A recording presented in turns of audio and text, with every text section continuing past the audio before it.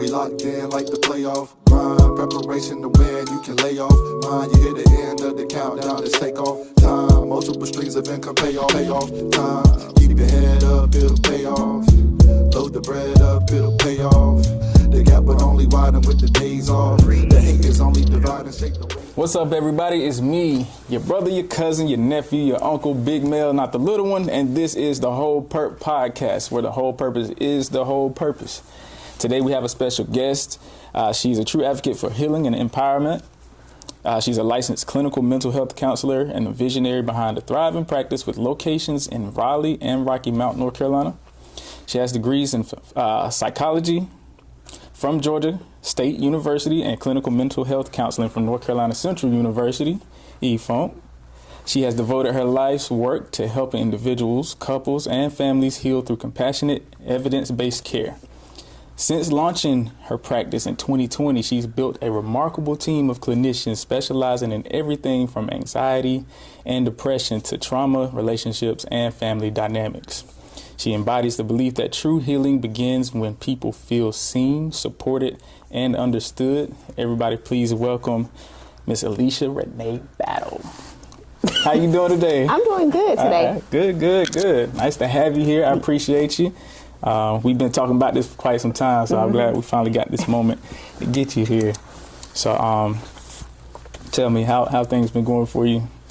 Things have been going really good. Of course, we're living in a time now where things are a lot more anxiety provoking and stressful.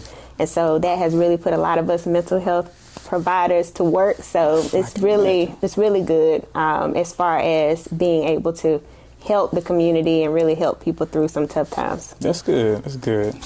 So I'm sure it's appreciated. It's something I know a lot of people are kind of, finally like putting a light on now. So it's good to have this conversation today. But before we get started, I like to start off every episode with the toast to fellowship. You just tell me something that you want to toast to. Like today, I want to make a toast to, of course, season 2 of the Whole Purp podcast. To the crew and everybody that's been helping out to help put this together and to keep it moving. I want to make a toast to you as well for being a wonderful person and helping people out in your field. What would you like to toast to today?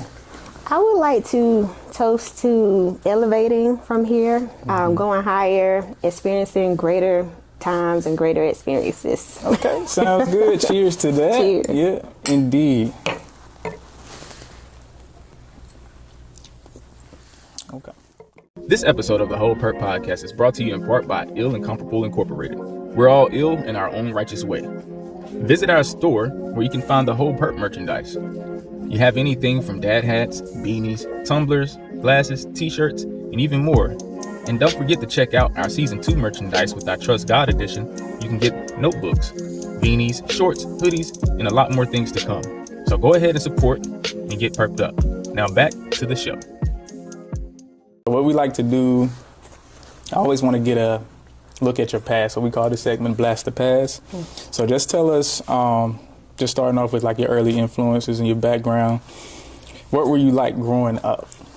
Growing up, I was shy. I was quiet. I was very observant. And so, but I think for the most part, very, very quiet and in my thoughts.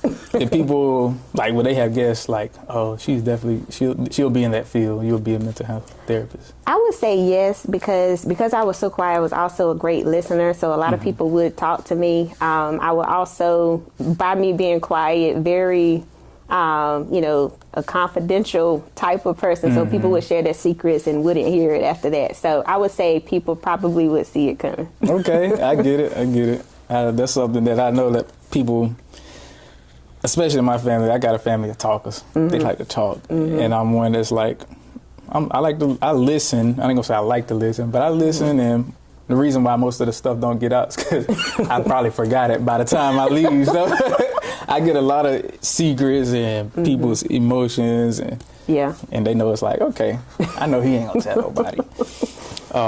But yeah, what was your first exposure to therapy? I would say my first exposure was in undergrad. I was taking psychology, but I did not really know too much about the world of therapy.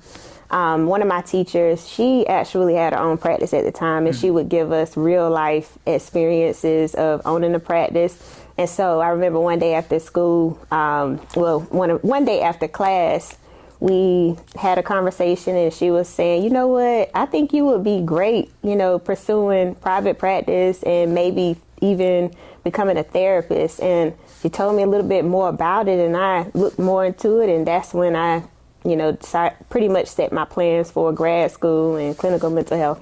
So I was exposed through my teacher in undergrad. Nice. Okay. Well, I guess that would be a time because you were, late teens, early 20s at that time. So you're trying to find yourself and, being in her class, and she already had something. I think that's a good that's a definite stamp when you get it from somebody like that at that time. Did you ever get a chance to see her practice? Did she ever invite you guys? I did not. I know she would just give us real life examples. She would share her experiences of just the flexibility that she had with her schedule, seeing clients, and she made it sound so easy because all she did was, really sit there and listen to people as they opened up about some of the things they were dealing with. And it just sounded a lot like what I do for free, with family and friends when they would just come and, share their story with me. So it sounded more like a natural thing to do and to make for your career. So that's how she pretty much exposed me to the world of it. Gotcha.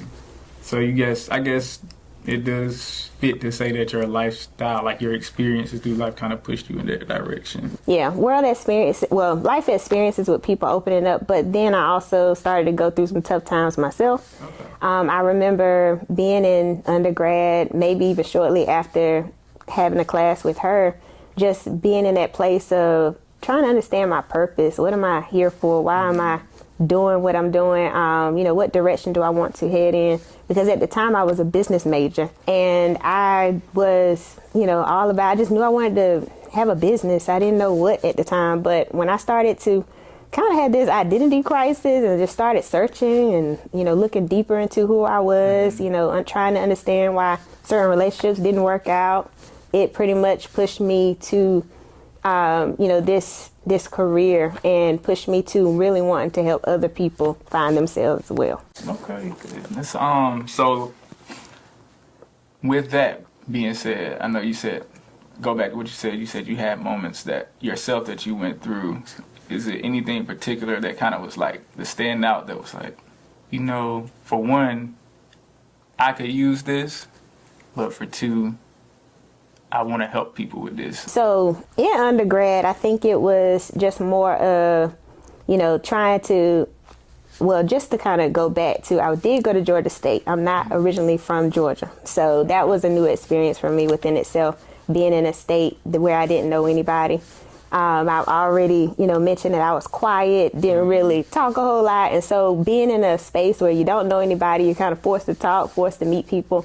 And so that was a lonely period in a sense. I did, gain friends and, had a whole lot of memories with other people, but there were a lot of times where I spent by myself. Uh-huh. And so that was sort of the catalyst of, understanding what, some of these feelings that I couldn't really put a name or language to, what that was all about. But then, of course, fast forward, not only just with that experience, I started to experience more and more losses in my life, whether it be losses of relationships, losses of opportunities, financial resources.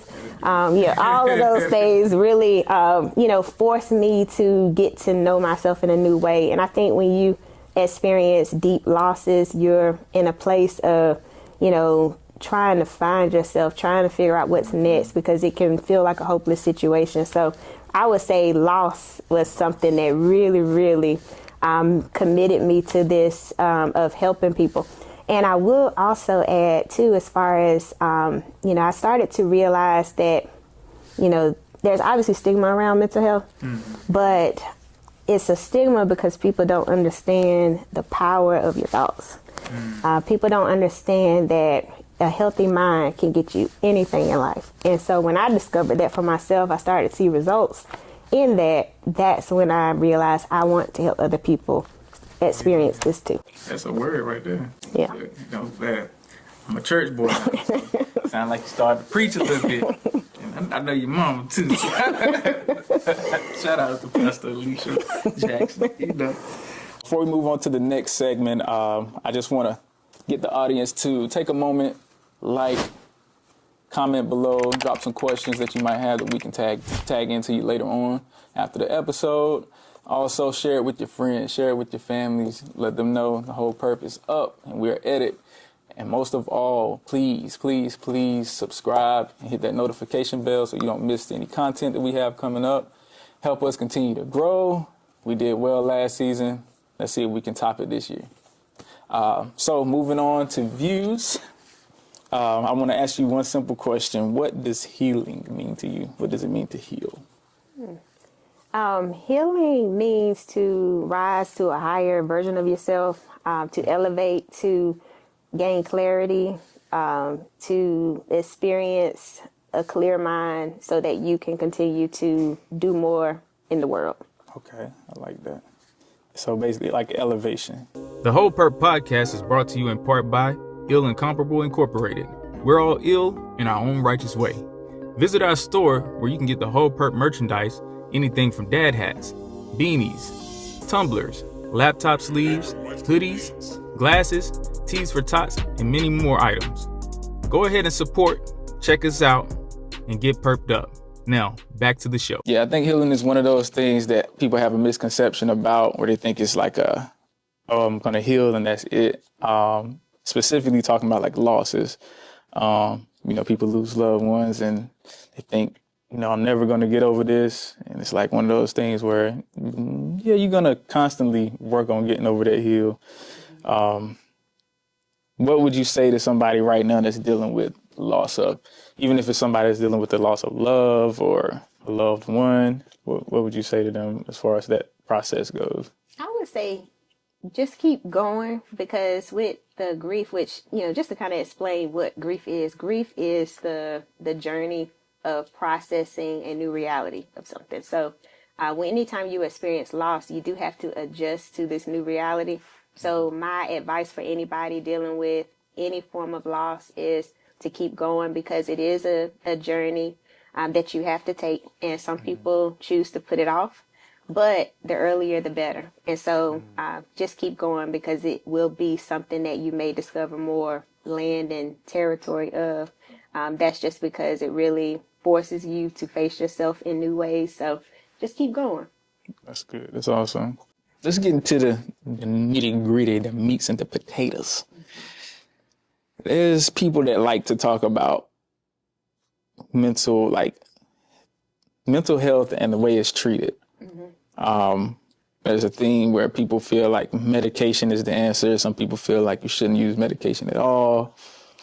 Some people don't even think that therapy is something that's necessary, especially in our culture. Therapy is like, oh, you crazy? Like, you got to go see somebody because you done lost your mind or something? What's your take on that? And as far as how the balance between therapy and medication with the treatment of mental health? I would say, before I dive into that, there is a stigma around mental health in general. And so, as I mentioned, when it comes down to the power of the mind, it's very, very powerful in achieving and experiencing a life full of peace and joy and freedom. And so with that stigma also comes with the stigma around medication and treating mental health. And so with mental health, medication is a form of treatment. It's not the only way to treat it, but it is a form that is available. Just like therapy is a form to treat a lot of the mental health conditions, or just if you're trying to reduce some of the symptoms of anxiety and depression and things like that. And so I will say that if, you choose to go the route of medication, it is an option for you. I know with the stigma, it sounds like it's a bad thing, but it is an option, just as when it comes down to any medical conditions. Like, for an example, if you have a headache, some people may say, hey, I don't want to take a Tylenol. I would rather sleep it off. I would rather drink water and kind of hydrate myself to try to get rid of the headache. But when it comes down to a headache, you can use medication as well to get rid of the pain. And so when you think of mental health, even using therapy and medication, sometimes the medication may get rid of some of the symptoms so you can focus more on different work through talk therapy. And so I would say it's available, you know, if you want to go that route, but you also have other options as well. Okay. See, that's a good, I like that. That opens it up for me as well. Like when I first went into, you know, taking my first steps and like getting counseling and things, it was more so just on a, you know, just let me just check it out to see what it's about. Mm-hmm. And, you know, he let me know, you know, we have options for, you know, what you're dealing with at the moment. I won't go into details. But, you know, you find out stuff about yourself that you didn't know through therapy. And then you have that option of the medication. Me, I was like, no, I don't need no medication. That's how I am with Tylenol. I don't want to take, I take a nap, drink me some water. I'm good. I don't need anything. It's just a headache. Mm-hmm. But looking at it that way, as a way that you can use it as a form of treatment, and then not actually being the treatment and being scared of, oh, now I'm going to be hooked on this and can't get off. So that's good. That's good stuff. Do you feel like mental health and mental health awareness has become quote unquote trendy now? Like, especially like with social media, mm-hmm. social media influencers, and, you know, like, I don't want to, like, I'm going to do it anyway. People, you know, you see these videos, people out there, they're, you know, recording themselves crying and stuff like that. And like, it kind of comes off a little ingenuine, like mm-hmm. it's not real, mm-hmm. kind of for the trend to get views or likes. Do you think that's becoming the trend, and do you think that's harming the field? I think as far as the trend, you know, mental health treatment has become more popular. Mm-hmm. And I think one of the reasons why it's become more popular is that someone has tried it and they realize it helped them. So they want to share it with the world to say, hey, this could really help you. I work with a lot of clients coming into therapy for the first time ever. And I see the excitement that they have after they just feel lighter, feel better. And so it has become, in so many words, trendy in that way because more and more people are talking about it. I also think that whenever you see how beneficial it can be, more people want other people to feel the same way. It's almost like happy people want other people to be happy, and hurt people want other people to be hurt. Mm-hmm. So it's a peace and a freedom thing that other people just want other people to take part in experiencing. So I do understand, you know, how it can shape how people view mental health, and maybe even sometimes give a bad reputation around it. However, I will say, on the positive side of things, it's more about people wanting other people to experience the kind of freedom that they have in life now. Okay. All right. You hear that, Mel? Look at it positive. All right. Stop trying to trash these people. Nah, that's a good way to put it. I like that. Like you said, happy people want other people to feel that joy the same way hurt people hurt people. Like, mm-hmm. I get that. So yeah, that's tough. I want to say there are certain things that people are kind of, like, I guess, nervous or scared to talk about when it comes to mental health. Is there a specific topic that you can think of that people are, like, afraid to open up and be honest about when it comes to mental health? Mm-hmm. I would say vulnerability is hard in general. So there are a lot of things that people are afraid to be open about, just because of the lack of safety to be yourself and to be free in expressing how you feel. But if I were to highlight an area that I see in therapy, it would be grief and loss.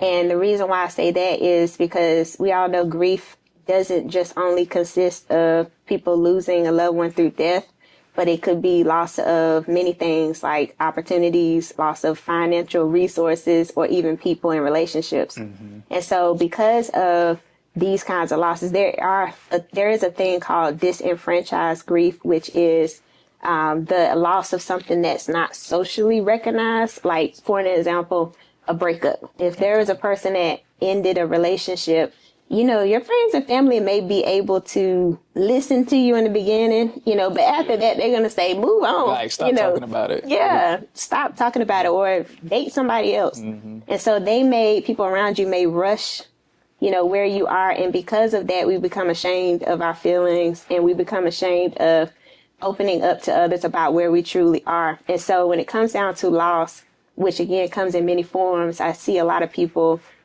shy away from being honest about where they are mentally in the process, because grief is a journey. It's not just a pit stop. And so I would say because of that shame around different disenfranchised grief or experiences, you will see a lot of people not speak too much about it. Disenfranchised grief.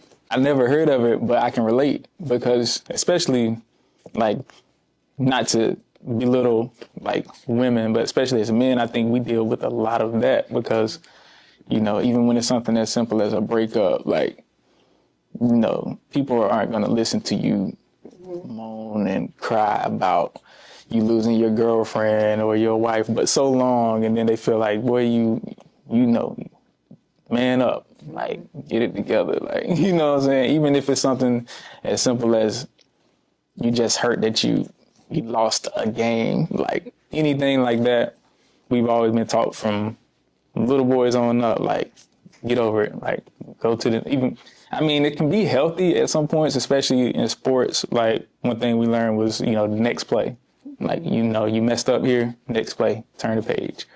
But a lot of times, I think when it comes to real life, you kind of do got to sit in that and understand what, I guess, your spirit is going through, what your body, your mind is going through, and give it time to actually complete its course.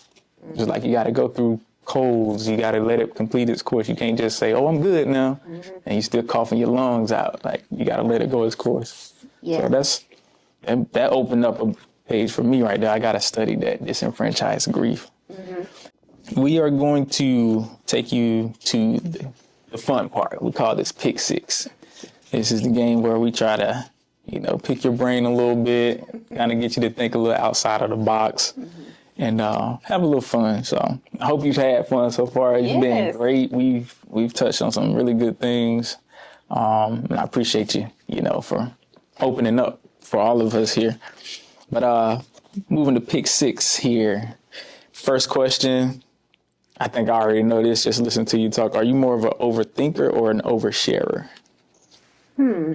I would say if I had to choose between the two, it would be overthinker. You know, because as a therapist, I'm always observing, so my brain is calculating all the time.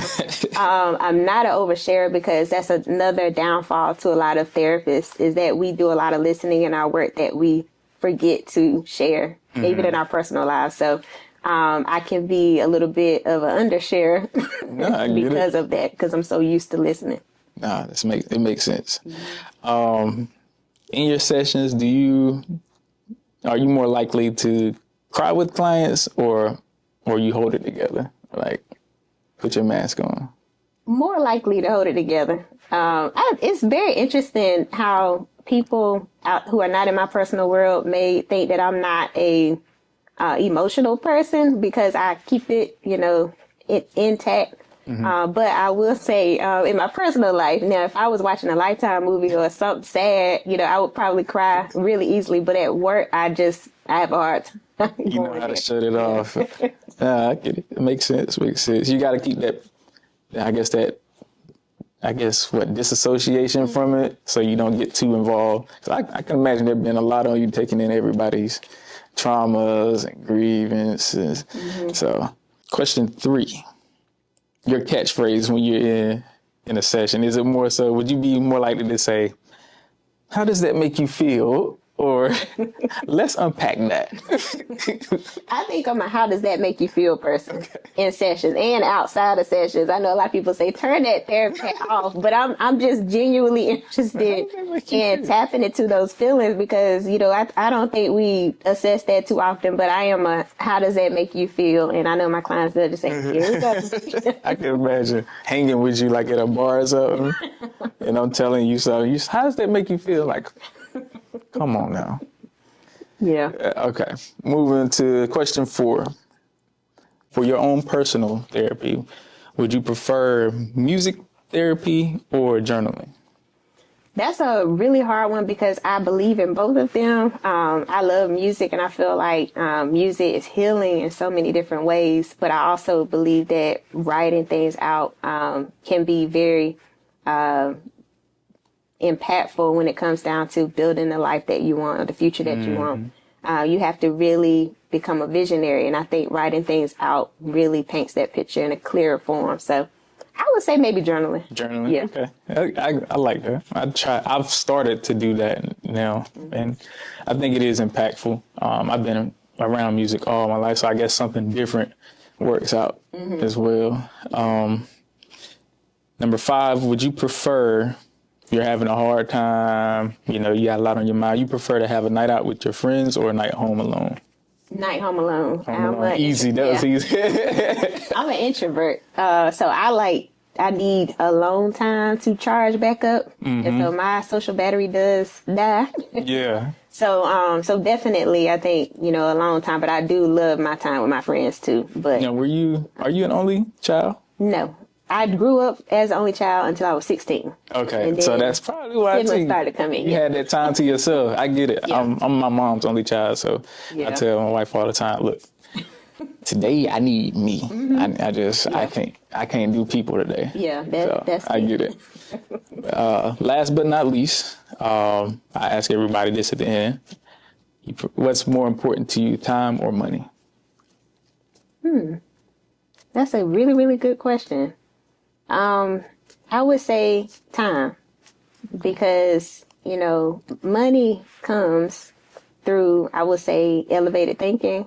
I think that, the way that we think has a lot to do with what we draw into our lives. And so sometimes you need a little bit more time to catch that piece of nugget. And I think that once you gain that, everything flows. So I would say time. Time is very important. Can't buy that. Can't buy it. That's it.